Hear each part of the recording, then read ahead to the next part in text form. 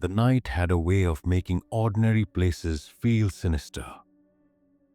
Streets that seemed lively during the day became eerily silent. And even familiar corners held shadows that whispered secrets no one dared to uncover. But for some, that darkness isn't frightening, it's irresistible. The thrill of stepping into abandoned places, of walking where no one else dares, is an addiction. There's something about peeling paint, broken windows, and rusted gates that draws you in, as if the walls themselves are calling your name. And yet, it's always the unknown inside these forgotten structures that carries the real danger. Take, for instance, the old Hawthorne Asylum, closed since the 1960s. By day, it was a hulking relic of a bygone era, its brick walls crumbling under the weight of decades. By night, the stories that lingered there came alive. People spoke of patients who were said to haunt the halls, their screams echoing long after the lights were turned off and the doors locked. A group of urban explorers, hungry for adrenaline, decided to sneak inside one autumn night. Equipped with flashlights and cameras, they joked and laughed as they crossed the threshold, unaware that the building had claimed more than a few victims in the past. The air inside was thick with dust and decay. Wallpaper peeled from the walls in curling strips, revealing layers of forgotten history.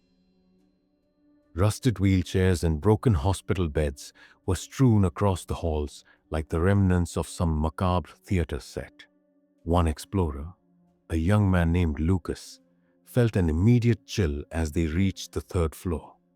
The temperature dropped, his breath forming small clouds in the beam of his flashlight.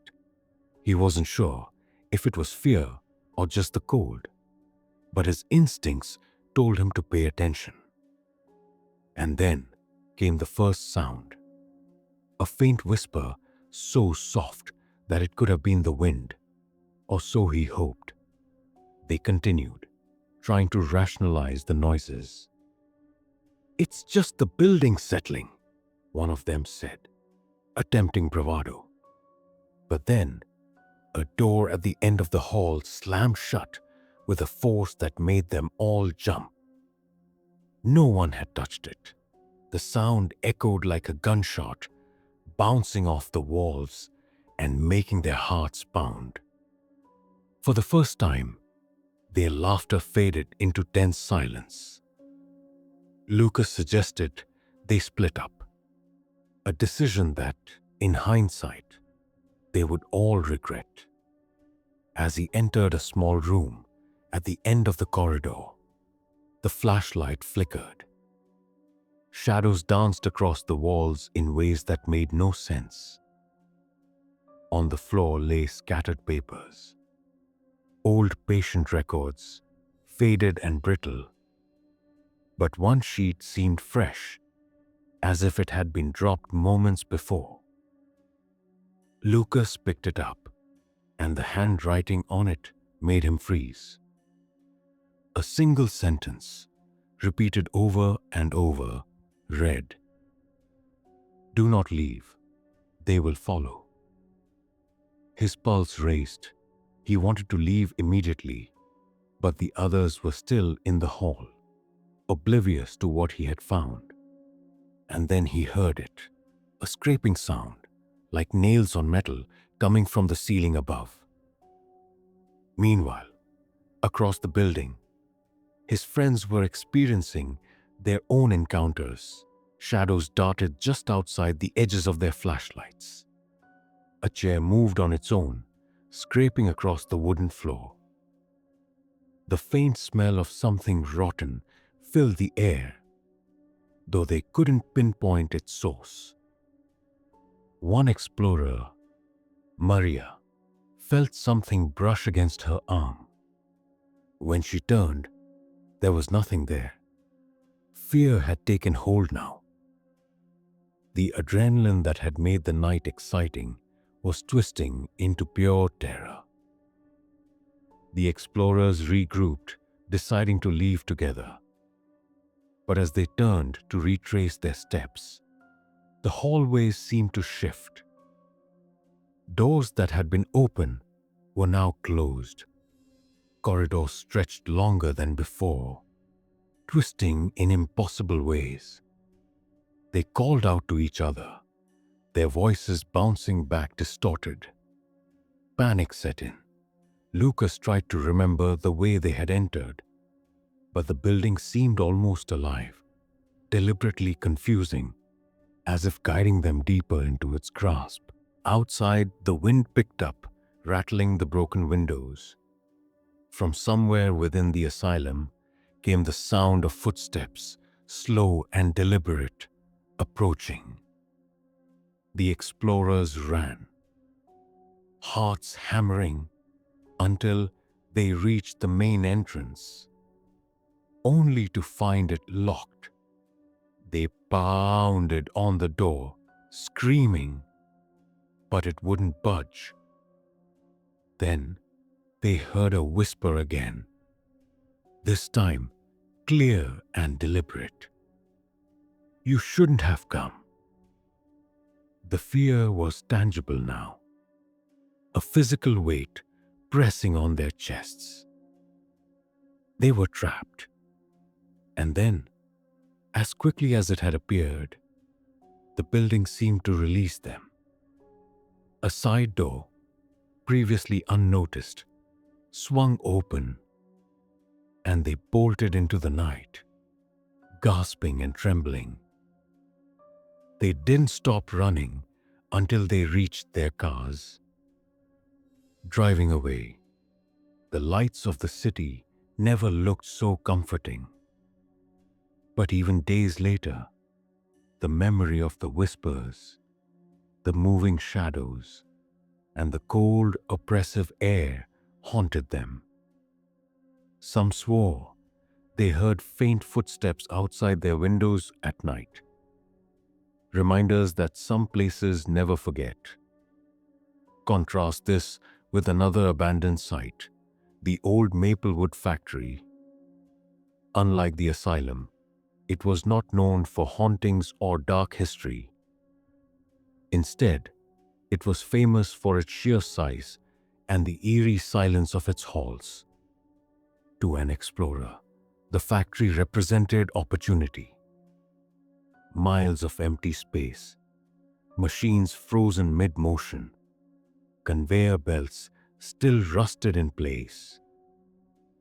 But the sense of danger was no less real. One teenager, James, snuck inside with a camera, hoping to capture images for social media. What he found, however, was far beyond photography. The factory was a labyrinth. Corridors split into endless rooms, each filled with broken tools and shattered glass. The echo of his footsteps made him aware of the emptiness. Yet it also amplified his isolation. As he explored, James began to notice subtle changes. Doors that had been closed now open. Shadows that seemed to linger longer than they should. At first, he thought he was imagining things, but the strange patterns of movement grew impossible to ignore. He felt watched. Hours passed, or at least it felt that way.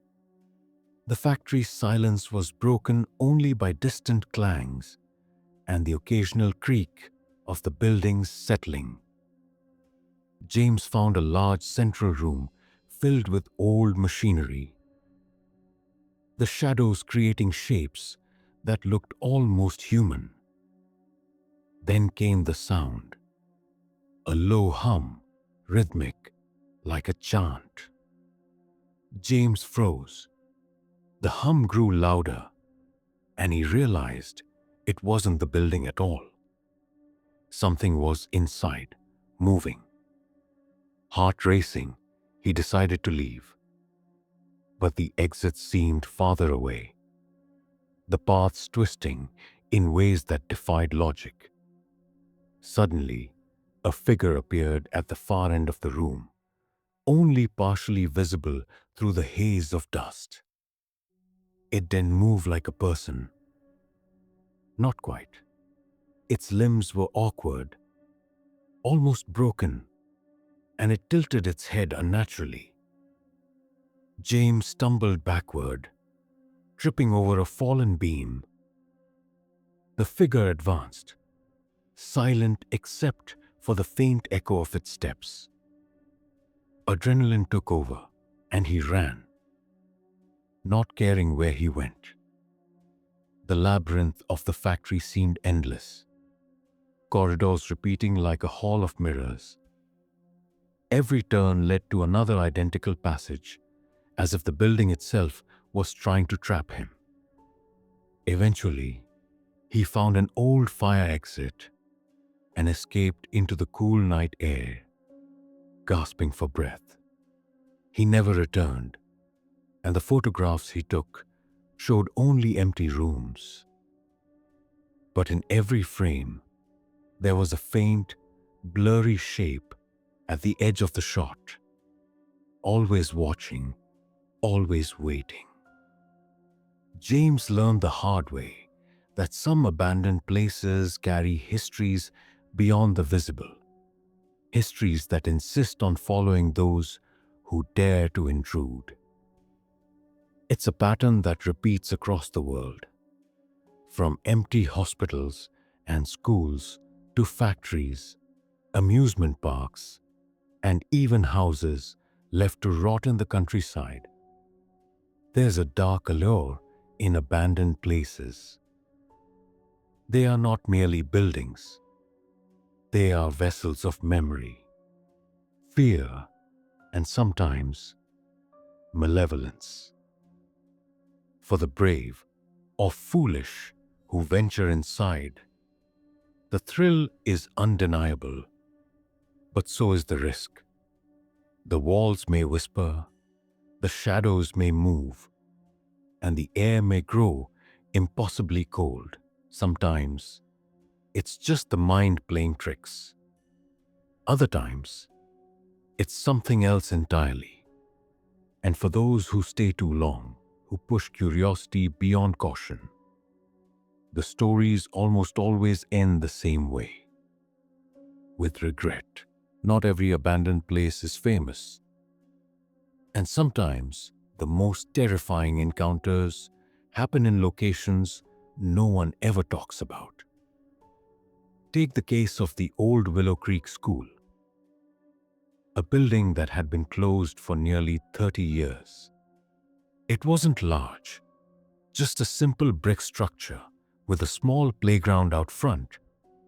But to the local kids who dared each other to peek inside, it was a kingdom of fear. Windows were shattered, the paint long gone, and the front doors hung loosely on their hinges. Yet, on one chilly October evening, a group of friends decided to go further than they had ever gone before. Armed with flashlights, a camera, and a mixture of bravado and fear, they crossed the threshold together. The smell hit them first. Damp wood, mold, and something more metallic, almost like rusted blood.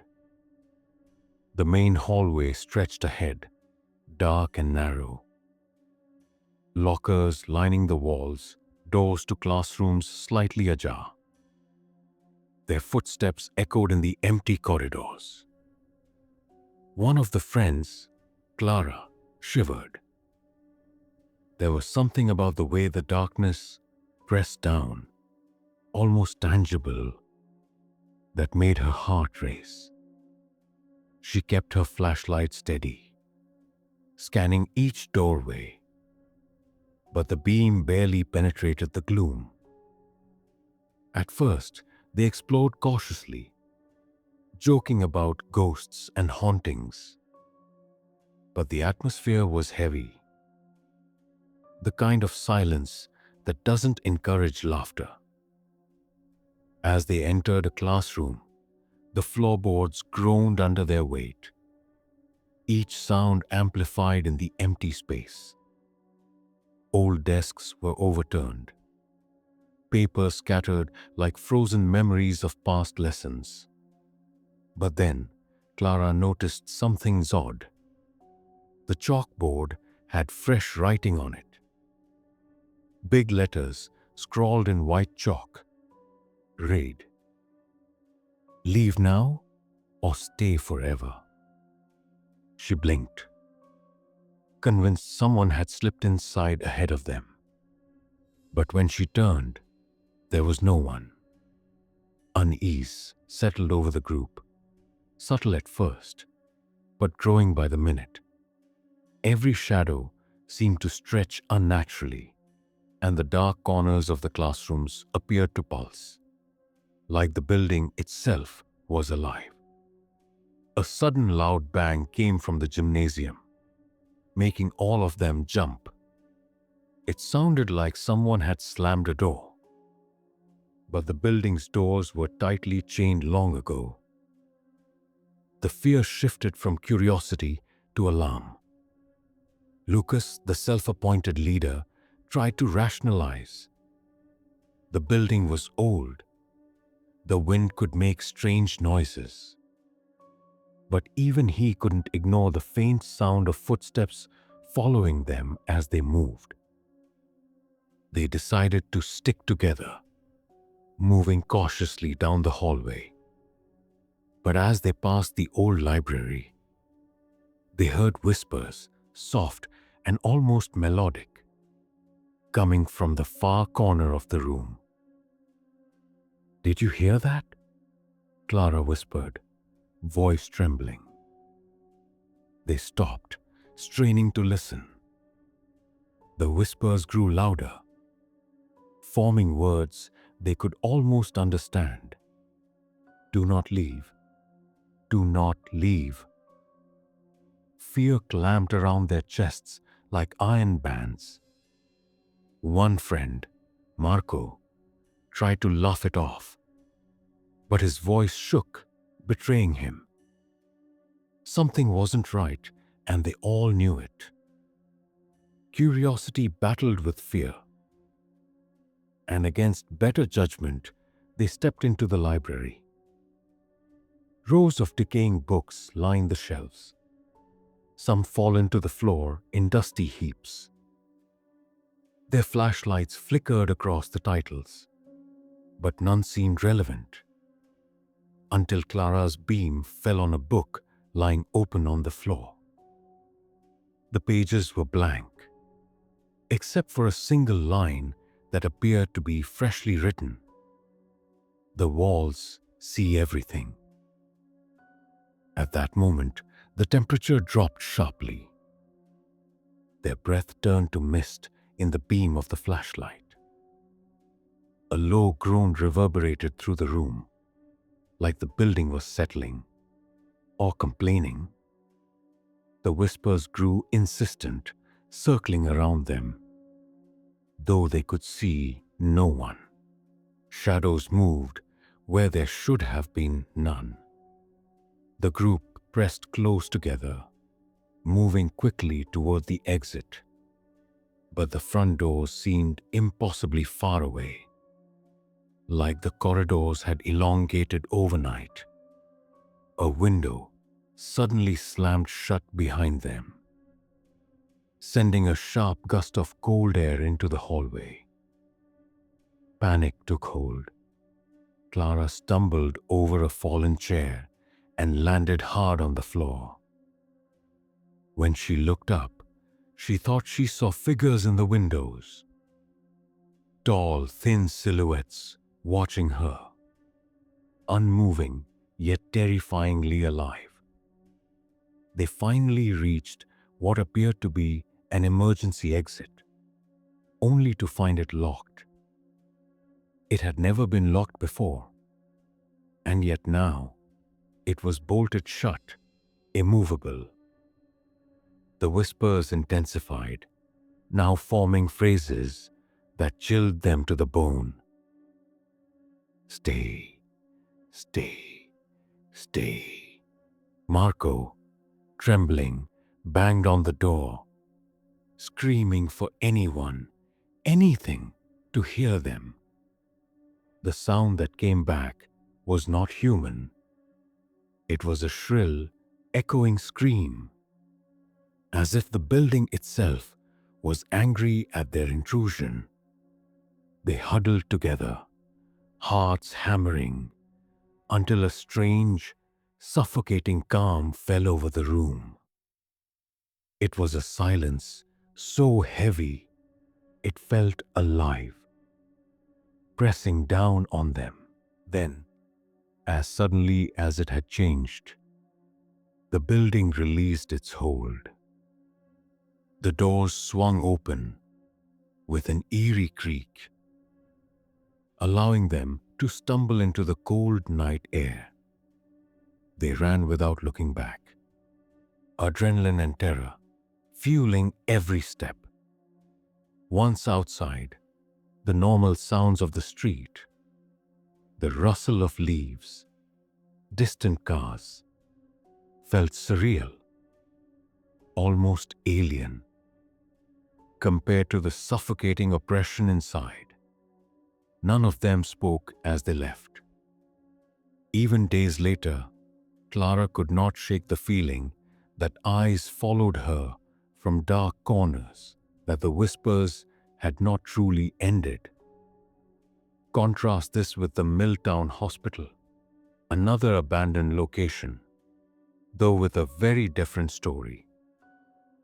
Unlike Willow Creek, it had been left empty not because of neglect, but because of tragedy.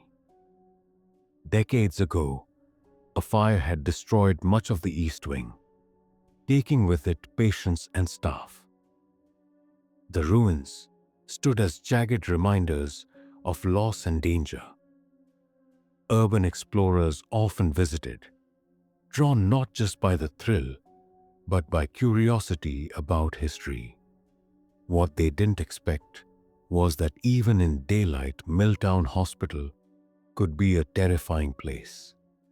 One afternoon, a pair of brothers, Daniel and Aaron, decided to explore the hospital. The main building was partially collapsed, with beams leaning at dangerous angles. Their first impressions were of awe. Huge halls, rusting beds, and medical equipment left in eerie stasis. But soon, the contrast between the bright sun outside and the shadows inside created a disorienting effect. Every doorway became a black hole, and the hum of distant traffic faded into nothingness. The hospital seemed to consume sound. They began documenting their exploration with cameras and notes, feeling the rush of adventure.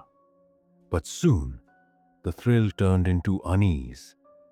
Faint tapping sounds echoed through the empty corridors, and they could swear.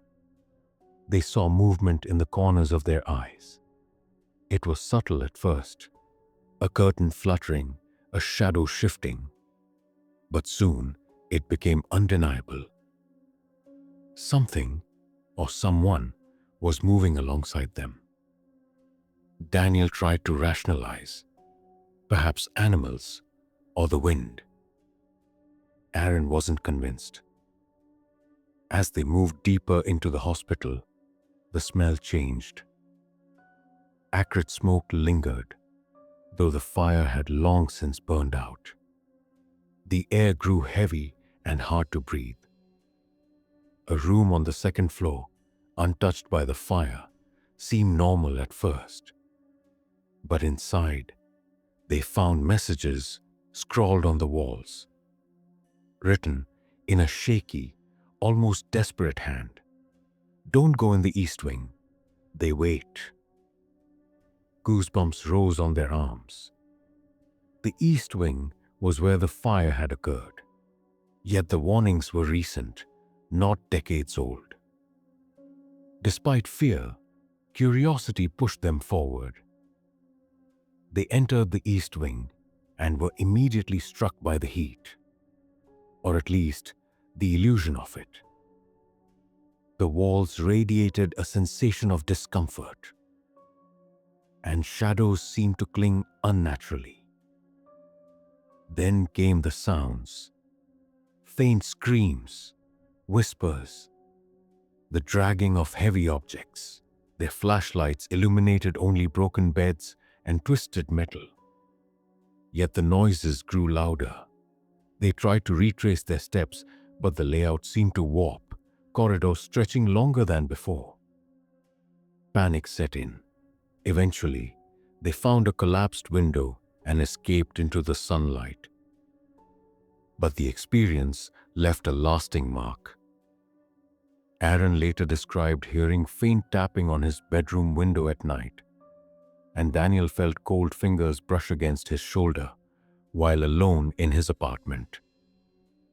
Some abandoned places, they realized, retain echoes of the past. And sometimes, those echoes follow you home. Not all abandoned places are built from brick and mortar. Some are hidden in the woods, swallowed by nature, their entrances overgrown with vines and trees. One such location was the Hollow Creek Cabin, a forgotten structure deep in the forest, far from any road or trail. No one remembered when it was built, and locals rarely ventured near it after dark. Its wood walls were weathered and gray, almost blending into the surrounding trees, and its windows were thick with grime.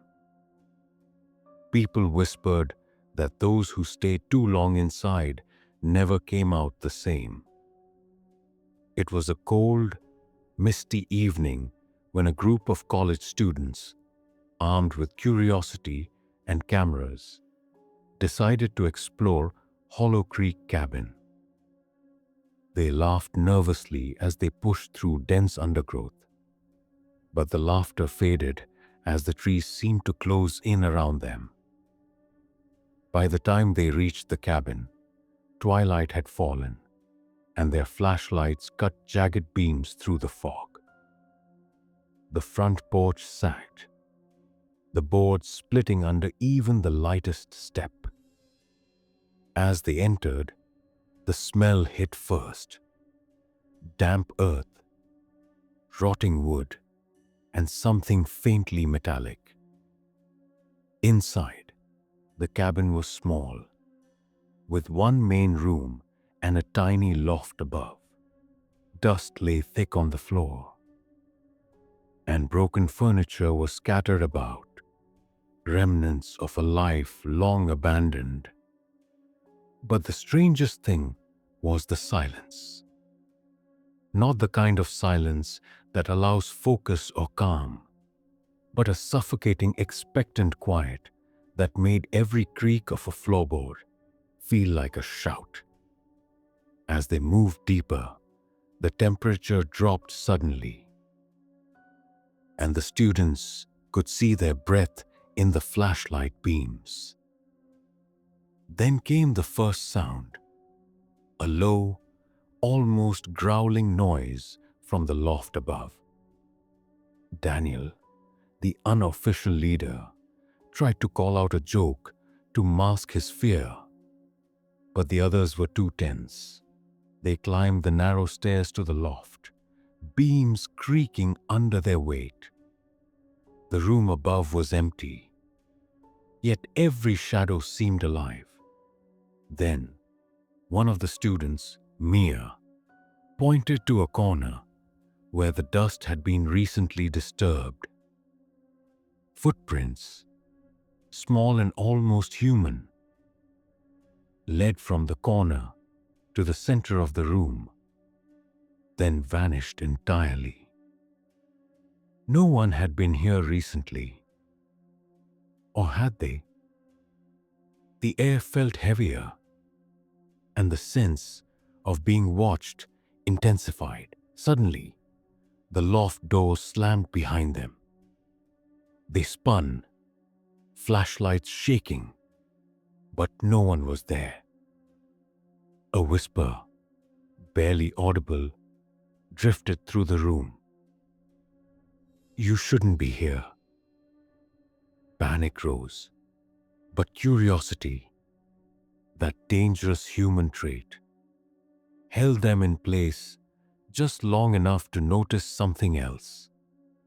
On a small table by the window sat a faded photograph of a family, smiling, unaware of the decay that would consume this place. The faces were familiar somehow, like echoes from a memory, not their own. And then the whispers returned, growing louder, more urgent. "Leave now, or join us." Fleeing down the stairs, they stumbled over debris, hearts pounding. But as they reached the main room, the cabin seemed to stretch. The exit was no longer where they had entered. The walls warped, elongating the hallways, turning the familiar into the unfamiliar. The low growl rose to a roar, echoing through the wood and filling their ears with an almost tangible dread. Finally, Daniel found the door, yanking it open, and they spilled into the misty forest outside. They ran until the cabin was hidden behind the trees, but none of them spoke on the way back. The memory lingered, a silent shadow, as if Hollow Creek cabin had imprinted itself on their minds. In contrast, the town of Grayford had its own abandoned horrors, not hidden in the woods, but in plain sight. The old Grayford Theatre, once a bustling cinema, it had been shuttered for decades, the marquee letters fallen, the doors padlocked. Yet the stories told by the townspeople made it notorious. Some claimed to have seen figures in the windows, while others reported sounds of a film reel running in the middle of the night, even though the projector had long been removed. One evening, a documentary crew decided to film inside, hoping to capture the eerie essence that had drawn attention for years. Inside, the theater retained the ghost of its past. Rows of torn red seats, scattered popcorn, and broken glass littered the floor. The air smelled of mildew and old paper. As the crew moved deeper, the temperature dropped noticeably. Cameras picked up shadows that didn't align with the light. Fleeting shapes darting across screens or vanishing entirely. It started innocuously, a flicker of the projector, an echo of laughter, or the subtle creak of a stage door. But soon, the occurrences escalated. A sound man reported a whisper directly behind him. "You shouldn't be here." No one was there. The director tried to rationalize, blaming acoustics or wind. But the crew felt a shift in atmosphere, a weight pressing on their shoulders. Then the screens flickered. Images, static and fleeting, appeared. Faces they did not recognize, but somehow felt they should. An actor, long dead in the town's history, appeared briefly, eyes wide with terror, as if warning them to leave. Panic mingled with fascination. Each frame seemed alive, each sound intentional, as though the theater itself was performing for them. One of the crew members, a young woman named Eliza, wandered into the projection room alone, drawn by the hum of the ancient projector. It was impossible, yet the machine was running, film unwinding despite no one touching it. On the screen, shadows moved independently of the film, creeping up the theater walls, almost like hands reaching toward the audience. She felt compelled to watch, unable to turn away. Then, from the film, a whisper called her name. Startled, she spun around, but the room was empty. Her pulse raced, the hairs on her arms standing on end. She ran back to the others, insisting something was in the projection room, alive and aware. Meanwhile, the crew heard footsteps on the stage, pacing rhythmically. When they approached, the sound stopped. Nothing was there. The theater seemed to breathe around them, each creak of the floorboards echoing like a heartbeat. And then came the unmistakable sound of applause, slow and deliberate, though no one had clapped. Fear, curiosity, and disbelief mixed into a heady cocktail of terror. By the time they left, they were shaken, but their footage revealed only glimpses. Shadows, static fleeting glimpses of faces long gone. Comparing Hollow Creek Cabin and Greyford Theatre shows how abandoned spaces create fear differently. One isolates you in nature, surrounded by shifting shadows and oppressive silence.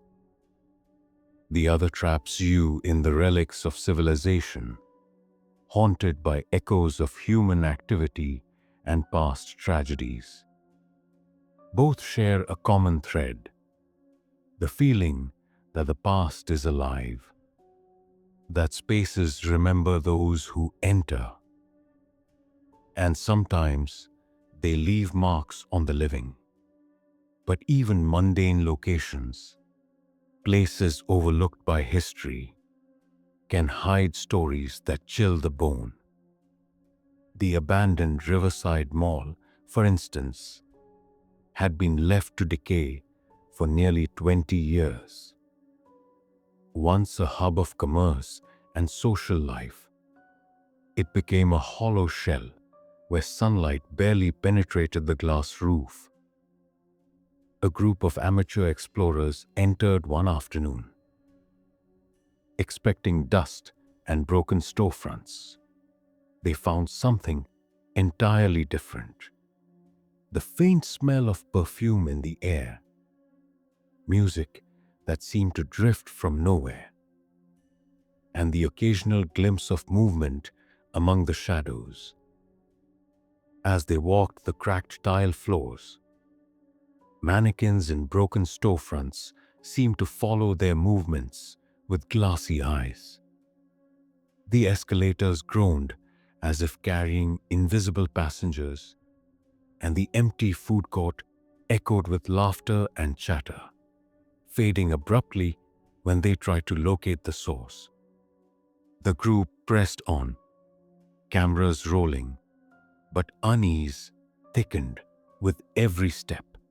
When they reached the central atrium, a figure appeared on the second-floor balcony, a woman in an old-fashioned dress, pale and expressionless. Before they could react, she vanished. Only the echo of her presence remained, lingering like a shadow on the edge of perception. By the time they left Riverside Mall, the explorers were quiet, each absorbed in their own thoughts. They hadn't seen anything overtly violent or dangerous, yet the experience had unsettled them profoundly. Some said the mall absorbed memories, the energy of lives once lived within its walls, replaying echoes to those who dared enter. Others insisted it was mere imagination, heightened by the isolation and decay. But as the sun set behind the empty facade, the mall seemed to watch, waiting for the next visitors. Not all abandoned places are abandoned by accident. Some are deliberately left, sealed away from the world, and in those spaces, the stories are far darker. Take the case of the old Malo Sanitarium, hidden in the hills outside a small, forgetful town. Once a psychiatric hospital, it was closed after numerous reports of abuse and mysterious patient disappearances. Locals said the building itself seemed alive, the hallways whispering with the voices of the forgotten. The windows were boarded, but in winter, the wind would blow through the cracks, producing moans that echoed through the valley. One autumn evening, a lone urban explorer named Simon decided to investigate. Armed with a flashlight, a camera, and nerves tinged with both excitement and dread, he pushed open a side gate. The air inside the sanitarium was different from the outside. Heavier, cold and thick, with an unidentifiable scent. Part antiseptic, part decay. Each step on the cracked linoleum echoed through the empty halls, bouncing off walls lined with peeling paint and faded signs. He paused to examine a door labeled electroshock therapy, imagining the horrors that might have occurred within. Simon entered the room cautiously, the flashlight cutting across the walls. The faint outlines of old equipment remained. Rusted tables, broken straps, and a chair with its leather cracked and worn. He took a deep breath, convincing himself it was all history. But the shadows seemed to move independently of his light. A cold draft brushed against his neck, causing him to shiver. Then he heard it. A low groan, almost human, coming from the hallway outside. He froze, listening, and it grew louder, more insistent, accompanied by a rhythmic tapping, like footsteps pacing, but erratic. Trying to remain rational, Simon followed the sound, his camera recording everything. The hallways of Marlow Sanitarium were labyrinthine, twisting in ways that didn't align with any map. Doors opened into dead ends. Staircases led to floors that seemed higher than they should be. The sense of being watched intensified, shadows stretching unnaturally along the walls. Then, without warning, he felt a hand, cold, firm and icy, on his shoulder. Spinning around, he saw no one. Yet the sensation lingered, as if something invisible had brushed past him, guiding him deeper into the building. In contrast, some abandoned places are deceptively ordinary, hiding horror behind familiarity. The abandoned Pineview School was one such site. From the outside, It looked like a regular, derelict school. Chipped paint, rusting gates, and broken windows. But those who entered reported seeing classrooms that weren't empty, desks arranged neatly, chalk still on blackboards, the faint smell of pencils and old paper. One night, a group of teenagers dared to explore it, aiming to document ordinary decay. They expected cobwebs and dust. Instead, the air hummed with the echoes of lessons, of children who once learned here, voices whispering answers to questions that were never asked. The group split to cover more ground. Emma, the most daring, entered what had once been the principal's office.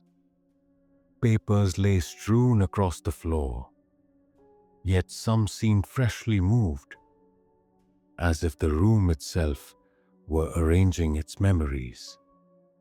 A soft lullaby drifted through the air, a voice so tender it was almost comforting, yet beneath it was an edge of menace. The walls began to appear to pulse faintly, shadows shifting in time with the music. She turned to call the others, but the hallway behind her stretched unnaturally, a corridor longer than it should be. By the time they regrouped, the school had changed around them, hallways looping back, classrooms appearing and disappearing, doors leading to nowhere. Back at Marlow Sanitarium, Simon's exploration took an even darker turn. He reached a wing where patient files had once been kept. Drawers yawned open, empty. Yet he noticed a file on the floor. Yellowed, brittle, labeled with a name he recognized from the town. Someone who had disappeared decades ago. He picked it up, and the temperature dropped sharply. The flashlight flickered, and for a brief moment, Simon saw the reflection of dozens of faces in the metal handle of the filing cabinet. Faces with hollow eyes, mouths open in silent screams, all staring at him. He dropped the file, heart hammering, and turned to flee, only to find the hallway behind him no longer led to the entrance. The building seemed alive now, guiding him, trapping him. The groans, whispers, and taps became a cacophony of sound, all at once deafening. A shadow moved ahead, more solid than before, yet distorted, as if it were bending reality itself. Simon raised his flashlight, but it illuminated only more darkness, more distorted hallways. Panic surged, but amidst it, curiosity, a dangerous, irresistible force, kept him moving. He stumbled upon a room filled with old beds. Each was neatly made, the sheets clean despite years of neglect.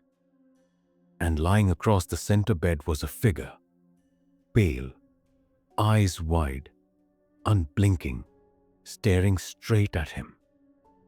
Meanwhile, at Pineview School, the teenagers encountered a different kind of horror. One by one, they began to feel an invisible pressure, a sense of being evaluated, as if invisible teachers were observing them. A classroom appeared behind them that had not existed moments before, and inside, the chalkboard was covered with messages. "We see you. We remember you." Panic spread through the group. When they tried to leave, doors led them back inside. Corridors twisted, staircases rose impossibly, and the echoes of laughter, both childish and sinister, followed them relentlessly. In both Marlowe's sanitarium and Leo's saw a Pineview Tarsin school, the pattern was clear. Abandoned places do not forget. They carry the weight of their pasts, amplifying fear through isolation, sound, and memory. Shadows, whispers, and the inexplicable movement of objects all serve to remind visitors that the past and present can collide violently in spaces left behind. Yet the terror is not only in what you see or hear. It's in the constant feeling that you are not alone, that the very walls themselves are alive and aware. Contrast further emerges when we consider abandoned urban versus rural spaces. Rural ruins, like Hollow Creek Cabin, often exploit isolation, nature's reclaiming of human spaces, and the encroaching darkness to terrify. Urban ruins, like Riverside Mall or Pineview School, play on memory, decay, and the uncanny familiarity of places once full of life. Both methods are effective, but they produce different psychological effects. In rural decay, fear stems from vulnerability and the unknown. In urban decay, fear comes from confronting the shadows of what we once knew, now distorted and unrecognizable. Yet sometimes, the most terrifying places are the smallest and most innocuous. A forgotten attic, a basement under a house, or a shuttered room in a derelict apartment building. These spaces are terrifying because they feel personal, intimate, and yet inaccessible. Imagine finding a doll sitting perfectly on a chair, eyes staring even though the room has been empty for decades. Or hearing the sound of breathing in a closet when you are certain no one is home. It is the invasion of personal space, the corruption of safety, that makes these smaller abandoned locations so potent in their horror. Simon finally found an exit at Marlowe's sanitarium. But it did not lead him outside. He emerged in a room he recognized, his own apartment. Only it was distorted, filled with shadows that mimicked his every movement. Panic gripped him, but he realized this was a reflection of his own fear, a manifestation of what the sanitarium had imprinted upon him. The building, though abandoned physically, had extended its presence into his mind, creating a haunting far more personal than any ghost. Even the bravest explorers can be undone by the smallest, quietest corners of an abandoned place.